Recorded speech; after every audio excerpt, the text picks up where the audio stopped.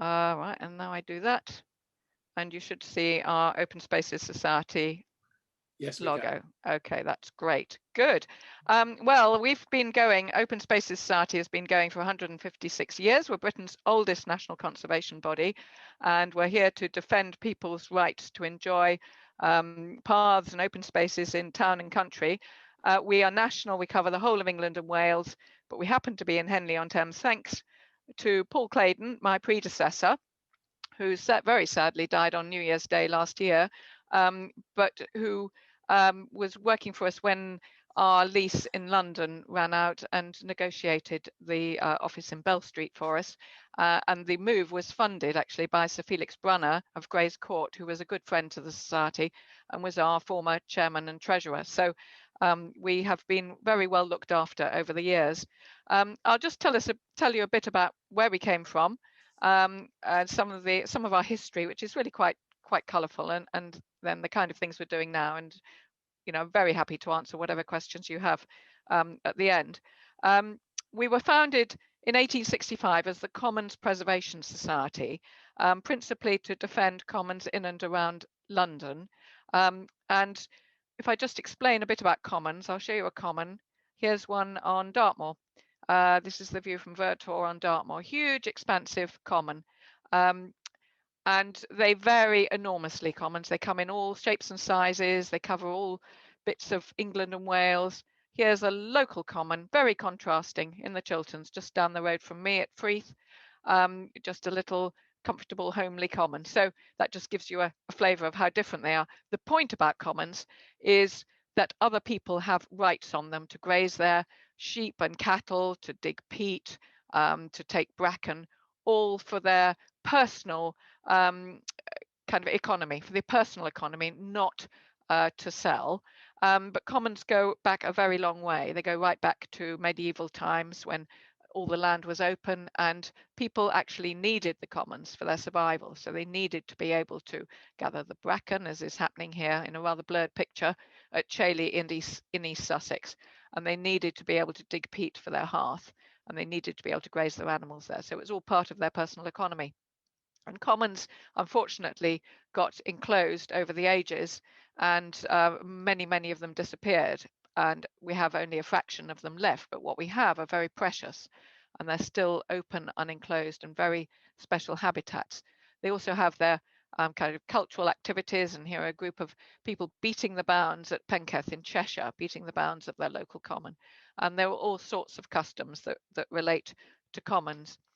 But at the end of the enclosure movement, which was about the middle of the 19th century, commons then began to be threatened by development and industry. And at the same time, people were going out into the countryside much more. In the mid-Victorian era, people were beginning to go out into the countryside. And that was the point at which commons came under a particular threat. And my society was founded at that time to protect the commons in and around London. And one of our early victories was Hampstead Heath. Wonderful, wonderful open space. And we helped to save that from gravel extraction. We also helped to save Epping Forest, Wimbledon Common, and many others. And we secured an early act for commons, the Metropolitan Commons Act 1866, which excluded from enclosure any common within the old Metropolitan Police District. So that's kind of central London. So that was a very significant piece of legislation that we secured. And so we were founded at about that time. A chap called Lord Eversley was responsible for our founding. He was our first president and chairman. He was originally George Shaw Lefebvre. He was a Liberal MP in Reading who was much loved by Gladstone, and every time Gladstone came into power, he got a ministerial position and had to resign from the being chair of our organisation, but then he would come back. So he was very influential in the beginning, and others associated with us were John Stuart Mill, Sir Charles Dilke, Octavia Hill, and Robert Hunter of National Trust fame. I'll come on to that. And establishment figures like the Duke of Westminster, W.H. Smith, obviously a local figure for us here, and William Morris. William Morris here pictured riding a horse around Iceland, drawn by Burne-Jones. I just love that picture. William Morris out and about. So this rather unlikely band of campaigners immediately got going on the kind of legal side of protecting commons, collecting evidence of common rights, getting campaigning against the landowners who were saying these rights don't exist anymore, we can do what we like with the land. And they were very effective. And our first solicitor, Robert Hunter, was actually very effective at fighting these battles through the courts. And people did listen to what we said. And we really made progress. Just one of these battles, quite interesting, is 1866, the Battle of Berkhamsted Common in Hertfordshire, where Lord Brownlow owned the common. It's over 1,000 acres, and he enclosed about 300 acres with an iron fence. So about a third of the common he enclosed, and the local people were absolutely dismayed and distraught because they used to come up here and enjoy it from the surrounding villages. And one of the commoners was Augustus Smith, who was the Lord Protector of the Scilly Isles and also a Cornish MP who owned land in the vicinity. And Lord Eversley said to him, well, you're a commoner, so you can use your right to abate the fencing. You can remove it. You have the legal right to remove it. And so our organisation arranged for a train load of tough navvies to go out with a contractor from Euston Station at dead of night on the 6th of March, 1866, in a special train, went out from Euston to Tring and arrived there at Tring Station at 1:30 in the morning. The only problem was that the contractor who was meant to be leading them had got drunk at Euston because the train was a bit late. And so he was in no fit state to lead them. So Augustus Smith's confidential clerk took over leading this gang of navvies. And they walked all the way from Tring Station to Berkhamsted Common, about 3 miles, and got set to on the fencing. And by 6 o'clock in the morning, the fencing had gone and the common was open again. And people could come back and it says in the records that they picked primroses. They were quite early primroses for March, I think. But anyway, that's what the records say. There did ensue various legal battles because Lord Brownlow didn't just accept this. But in the end, he backed down and the common remained unenclosed and the National Trust now owns it and it's lovely and open. And that's roughly the point at which the fencing was. We've managed to identify that. So the photo does show that. So that brings me on to the National Trust. Because our society felt that the best way to protect land was to own it. And so they wanted to own the land, but they didn't quite know how to go about that. And Robert Hunter, our solicitor, had the idea of setting up an organization, and he suggested the name, rather long name, the Commons and Garden Trust for Accepting, Holding and Purchasing Open Spaces for the People in Town and Country. And then he shortened it to National Trust. And that's what it became, the National Trust. And it was founded in 1895 with Robert Hunter, one of our founders, as the chairman. And we provided the first office in Great College Street in London. And Octavia Hill was one of the other founders and also one of ours. So we really are responsible for the National Trust. And we help the Trust to acquire properties. And here's Mowcop, which is right on the borders of Cheshire and Staffordshire, a really wonderful spot, which we bought and saved it from being destroyed and gave it to the National Trust. And there were plenty of other properties. Likewise, we raised the money and gave them to the Trust. And now we do keep an eye on our parent. It's quite funny. They don't quite like to recognize that we are the parent. They tend to say, well, we're sisters. And I say, no, we are your parent and we shall keep an eye on you. And there have been occasions when we said to the Trust, you're breaking the law. You've allowed fencing on a common or blocked footpaths. So, we have a good relationship. And I mean, we get on fine, but it's quite fun to remind them of their origins. I'll just talk a little bit about rights of way because we did get involved in rights of way just a little bit later. In 1888, Octavia Hill spoke at our AGM about the little winding, quiet byways with all their beauty, which were vanishing. And she said that paths are a common possession we ought to try to hand down undiminished in number and in beauty for those who follow. And those were very prescient words. And we did get involved in setting up local committees to protect paths in Kent, Surrey, Hertfordshire, Berkshire, and Middlesex. And in 1899, we merged with the National Footpath Society to become the Commons and Footpaths Preservation Society. And we were responsible for an Act of Parliament in 1932, which enabled the public to claim routes after they've used them for 20 years. And that law is absolutely fundamental highway law, which is still very much relied upon today for claiming paths.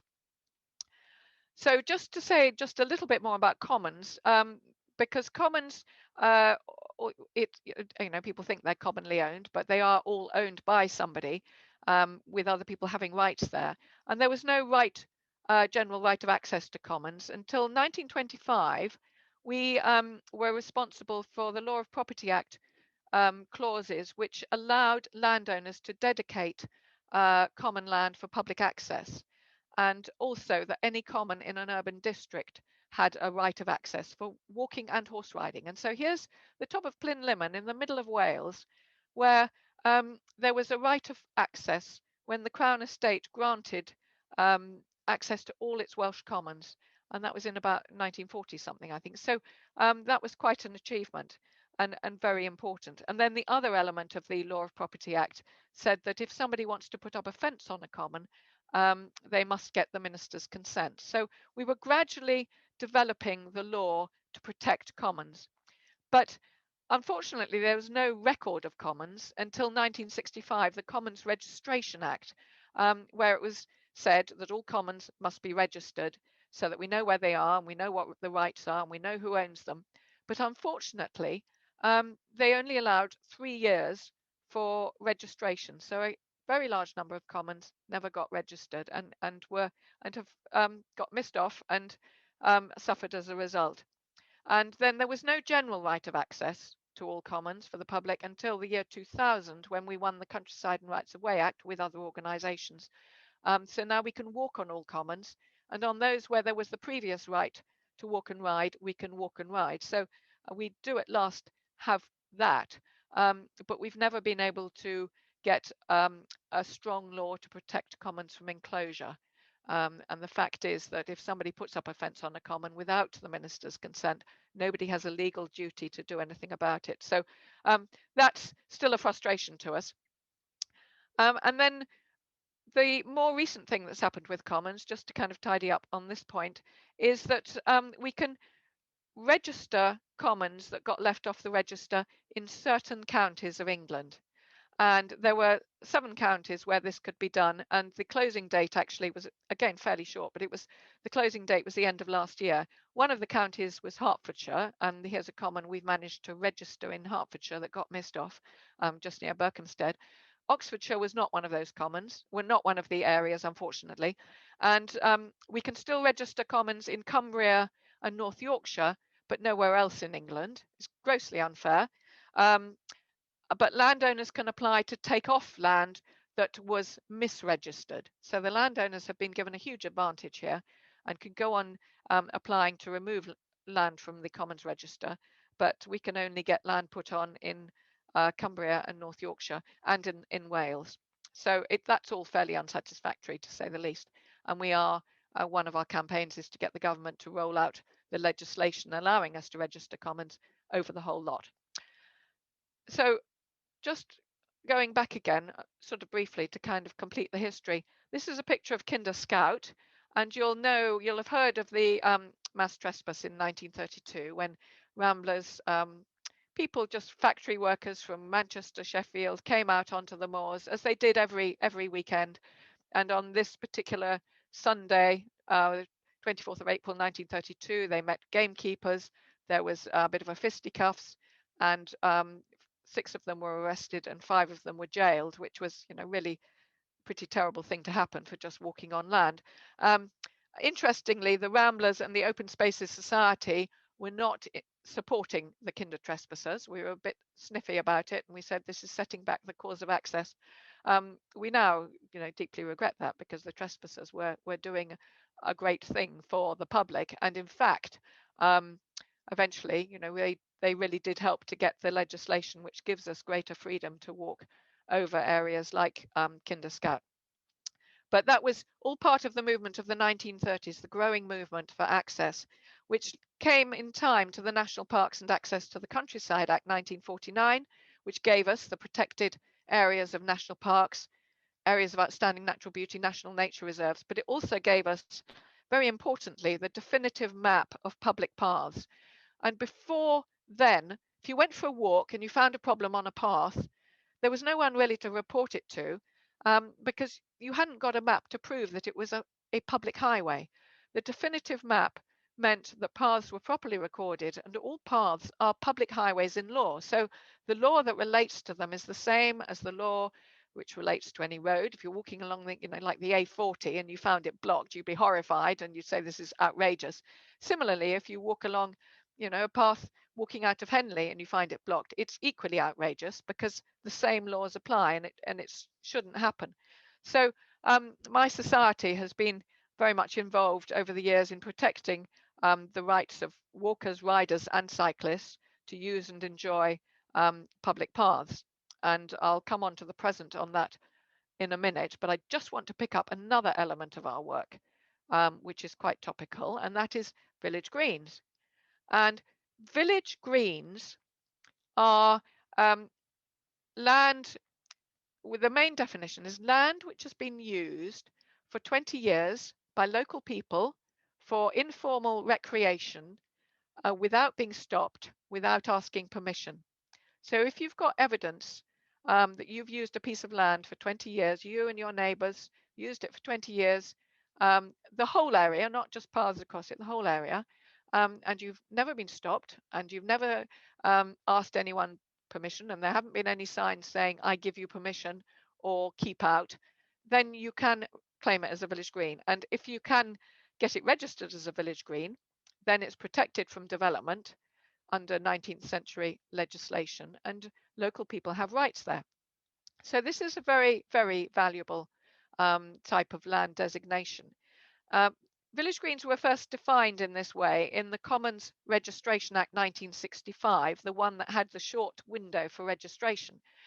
And it only allowed 3 years for registering greens as well as commons. At the end of that period, it said if the land wasn't registered, then it was no longer a village green. And that was, very sad. But 20 years on from the final date of registration, bringing us to 1990, 1st of August 1990, it became possible to register as a village green any bit of land that got left off, where you still had the evidence of use. So in the 1990s, people, encouraged by our organisation, were beginning to register land as greens again. And that was going very well. And there was landowners were challenging it, and they went to the courts. And here's Sunningwell Village Green in Oxfordshire, where there was a court case that went all the way to the House of Lords, and we won it. Basically, it said, this land is eligible for registration, and that did set a really good precedent for future registrations. And as time wore on and more land got threatened with development, people were discovering that one way of saving the land was to register it as a green, record their rights there. And the government got wise to this and said, we don't want people's registration of village greens to prevent us to prevent development, because developers were finding that it was thwarting them somewhat. And so the government introduced a law in 2013 which says if the land is threatened with development, it's too late to register it as a green. I mean, this was a very mean trick, because it was in effect retrospective. The shutter came down. Once land was threatened, it was too late.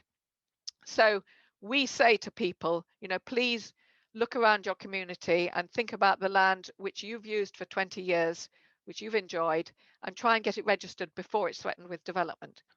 And that's, a really powerful thing to be able to do. Of course, there is the provision for voluntary registration. Any landowner can voluntarily register his or her land as a green.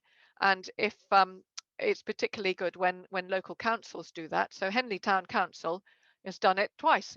Gillets Field about 10 years ago now, and Freeman's Meadow just the other day. Really good.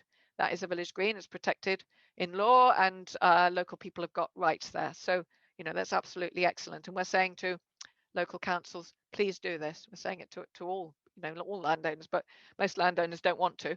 But local councils obviously sort of have a public interest. So that's really good.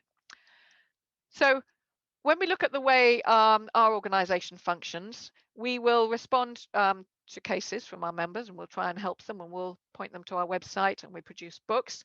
We have local correspondents, local representatives. In various areas, but not complete coverage. We have local people who are working on our behalf. We are an organisation which will jump in where others fear to tread, and we will take on cases that others don't take on. So when the footpath was blocked by Henley Regatta Marquee in 1990, I was very happy to march through the tent on the Sunday of the regatta with a Bucks Free Press photographer to exercise my rights. And I am being told to leave, but I said, no, I have a right to be here. So we had a good old row about that. We quite enjoy, sort of stirring things up, getting publicity for our cause, and thinking of different ways of doing that. Right, so the current threats, just very, very quickly, I'm about to finish. The current threat, one of them is that the rule up till fairly recently has been that the rule is once a highway, always a highway. So this is a rights of way issue.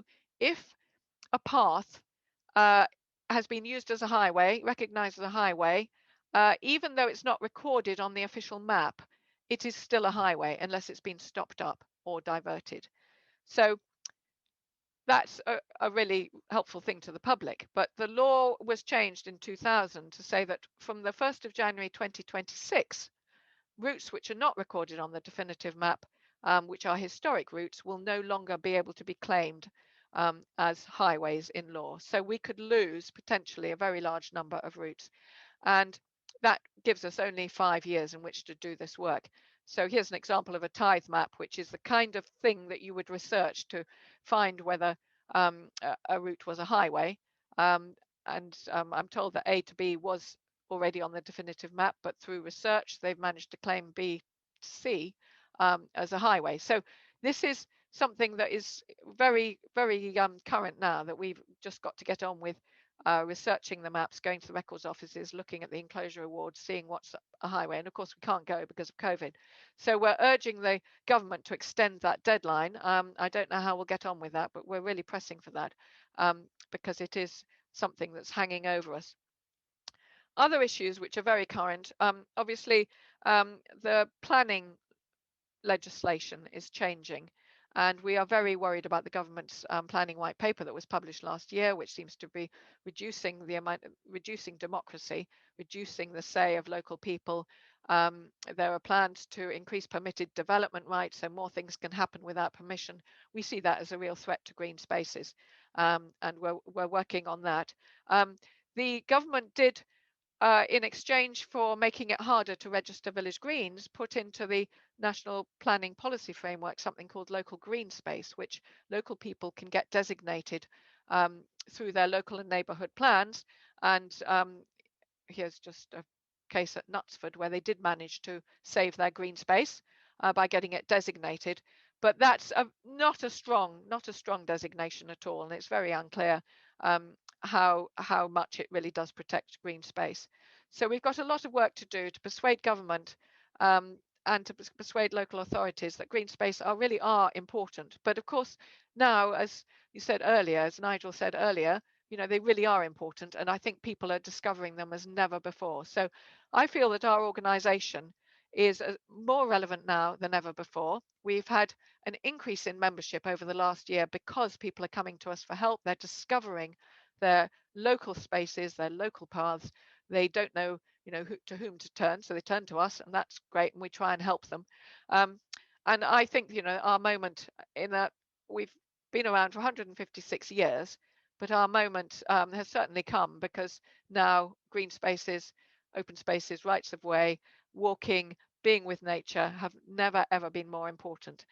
So it's an exciting time for us, and we will rise to the occasion and we will campaign on from our little office in Bell Street, except we're not there at the moment, we're all working from home, but here we are in the heart of Henley, fighting for open spaces and green spaces throughout England and Wales. So that's the end of my talk.